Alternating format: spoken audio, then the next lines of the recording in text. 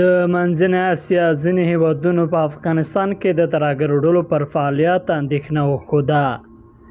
د منځنۍ اسیا هیوادونو یو شمېر مشرانو د افغانستان وضعیت په اړه اندېښنه څرګنده کړې ده.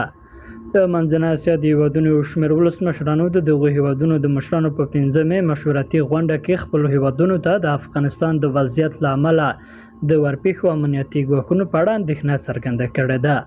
هغه څه چې طالبانو تل رد کړي او ټینګار کوي چې د افغانستان خاوره به د کوم هیواد پر ضد ونه کارول شي. د تاجکستان ولسمشر امام علي رحمان په دې غونډه کې چې د پنجشنبې په ورځ په دوشنبه ښار کې جوړه شوې وه وویل چې په افغانستان کې د بېلابېلو ترهګرو ډلو فعالیتونه زیات شوي دي. د تاجکستان ولسمشر دغه شان له افغانستان څخه د هیواد ته د نشه یي توکو د قاچاق حادثې ته په اشارې سره وویل تېر کال له افغانستان سره په پوله کې شاوخوا 15 ټنه نشه یي توکي کشف او نیولې دي.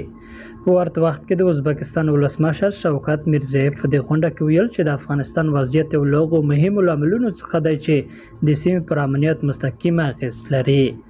د قرغیزستان ولسمشر صدیر جبروف هم ویلي چې د افغانستان سوله او ثبات د سیمې د امنیتي سیستم له لومړیتوبونو څخه دي او د په وینا هغه پېښې چې په دغه هیواد او شاوخوا کې رامنځته کېږي د سیمې پر وضعیت مستقیم اغېز لري.